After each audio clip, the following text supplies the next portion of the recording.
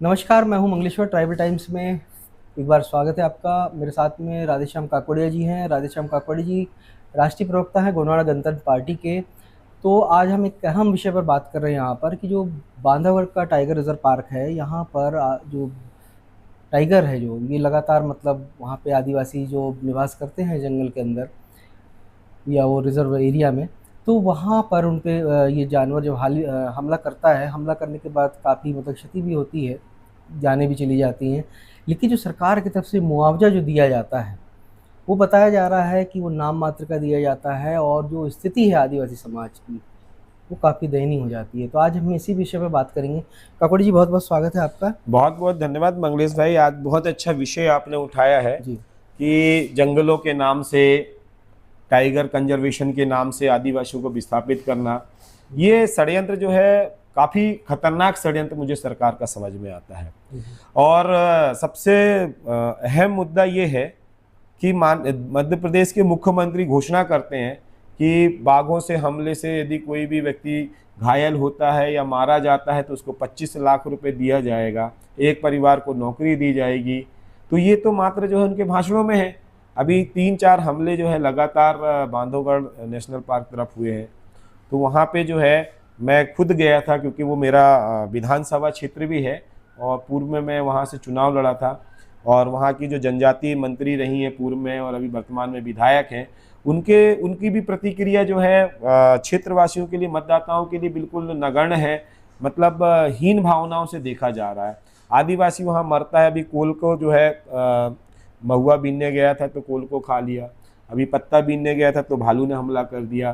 तो ये तमाम तरह की जो चीज़ें हैं सामने आ रही हैं और मुआवजा के नाम पे मात्र 8 लाख रुपए दिया जा रहा है, वो भी रोध होकर जो है प्रशासन दे रही है। उस पर पंचायतों का भी बड़ा रोल है।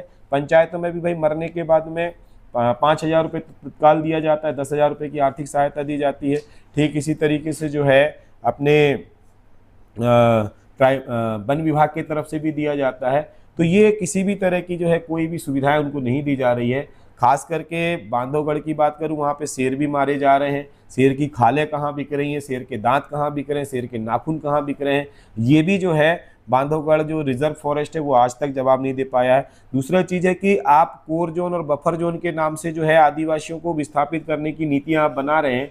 वहीं पे कोर जोन बफर जोन में जो है आप बड़े बड़े जो रिसोर्ट बना रहे हैं, तो उन रिसोर्टों की जमीनों की भी जांच होनी चाहिए। आदिवासी के नाम की जमीनें हैं, कैसे वो पूरा ट्रांसफर क्षेत्र है कि ट्रांसफर किस तरीके से हुआ, जिस कलेक्टर ने ट्रांसफर किया उसके ऊपर में भी कानूनी कार्रवाई की जानी चाहिए। और आदिवासी की जमीन पे जो है गैर आदिवासी वहाँ पे जो है आय के साधन बना रहा है। तो ये सबसे बड़ी घटना है कि देश में जो है जमीनों के साथ में सबसे बड़ा घोटाला हो रहा है और देश जमीन में बसता है और आदिवासी की जो है जल जंगल जमीन की ही लड़ाई है।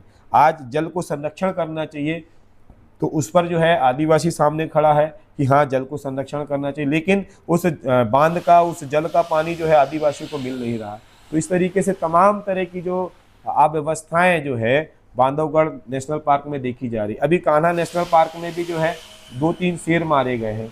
तो ये जो घटनाएं हैं, इन घटनाओं का जो है यदि सही तरीके से हम एनालिसिस करते हैं तो सरकार मात्र जो है योजनाएं भ्रष्टाचार करने के लिए बना रही है।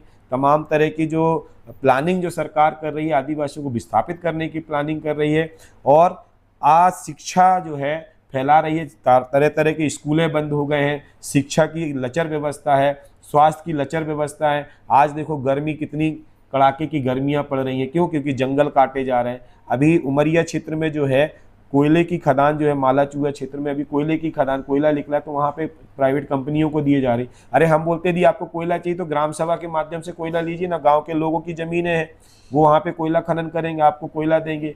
तो आप जो है सामंजस्य बनाकर जो है ना तो विकास करना चाह रहे हैं और ना ही जो है आप देश को आगे बढ़ाना चाह रहे हैं।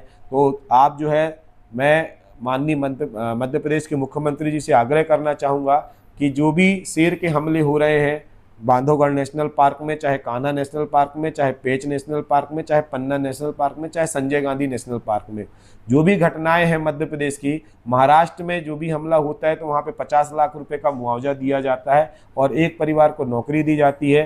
तो हमारी आपसे आग्रह है कि मध्य प्रदेश में भी जो है कम से कम 1 करोड़ रुपए का मुआवजा जो है उस मृतक परिवार को मिलना चाहिए और इसके साथ साथ में उसके परिवार को नौकरी मिलनी चाहिए। लेकिन नौकरी भी जो है उसको ऐसे क्षेत्र में नहीं देनी चाहिए जहाँ से जो है वो डर और भय के कारण जो है नौकरी ना कर पाए। अभी तक जितनी भी नौकरियाँ मिली हैं, मेरे पास में सारा रिकॉर्ड है कि जो नौकरियां मिली हैं तो कुछ 1-2 महीने जो है ऐसी जगह में भेज दिया जाता है कि वो खुद रो धो के नौकरी छोड़ देता है। तो ये तो हालात हैं बांधवगढ़ नेशनल पार्क क्षेत्र में। और जितने भी जो वहाँ पे ये सारी घटनाएं घट रही हैं उसका कहीं ना कहीं कारण मंगलेश भाई टूरिज्म है। जो लोग जाते हैं, जो लोग जाते हैं, जैसे अब शांति प्रिय क्षेत्र में शेर बैठा हुआ है, आप जाके वहाँ पे फोटो खींचेंगे, चहल पहल करेंगे, गाड़ियां घुसेंगी, तो भाई वो तो भागकर जो बस्तियों की ओर आएगा। तो ये यदि आप टाइगरों को पालने का काम कर रहे हैं तो आदिवासियों को छोड़ देना चाहिए। आप जो है जो भी विभाग बना रहे हैं, हर कोर जोन बफर जोन में जो आदिवासी गांव हैं उनको ही वो आप जो है सुरक्षा करने की आप एजेंसी बना दीजिए।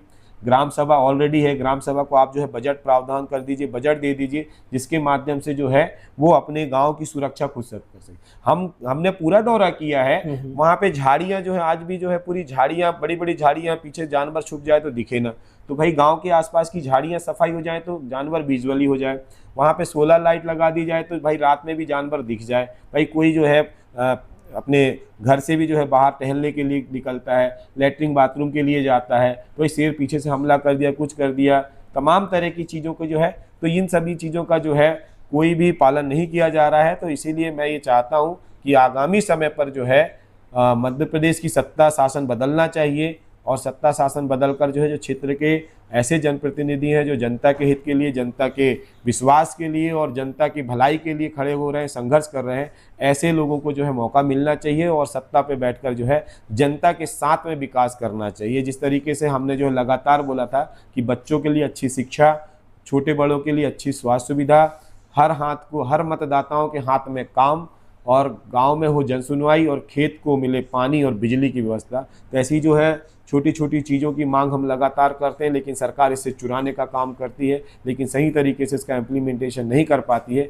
इसीलिए यदि सरकार को इन योजनाओं पे काम करना है तो आए, बैठ के हम कलेक्टर के साथ बैठने के लिए तैयार हैं, मंत्री के साथ बैठने के लिए तैयार है कि भाई सही तरीके से तो आप प्लानिंग में जो है वर्कआउट करो कि अंतिम छोर के व्यक्ति को लाभ मिल सके। तो ये हमारी छोटी सी मांग है। तो इतने ही मैं जो है सरकार से आग्रह करना चाहूँगा कि हमारे देश की जनता सर्वोपरि है, सत्ता शासन आता जाता है, लेकिन सेवा जो है, सेवा ही परम धर्म है, सेवा ही जो है सबसे बड़ा जो कर्म है और सेवा से बड़ा कुछ नहीं। इसीलिए हम सब आएँ, मिलें और क्षेत्र का जो है विकास करें, एक दूसरे की सेवा करें, एक दूसरे के कष्ट को दूर करें और संविधान में जिस तरीके से समान सामाजिक व्यवस्था, समान आर्थिक व्यवस्था, समान न्याय व्यवस्था, समान राजनीतिक व्यवस्था, समान शिक्षा व्यवस्था, समान स्वास्थ्य व्यवस्था को जो है एक साथ आगे बढ़ाएं। धन्यवाद। सेवा जोहार। तो जैसे ही काकोली जी बता रहे हैं कि जो बांधवगढ़ रिजर्व पार्क है वहाँ पर जो आदिवासी जो ग्रामीण हैं उन पे जो जानवर जिस प्रकार से हमला कर रहे हैं और जो सरकार की तरफ से जो मुआवजा दिया जा रहा है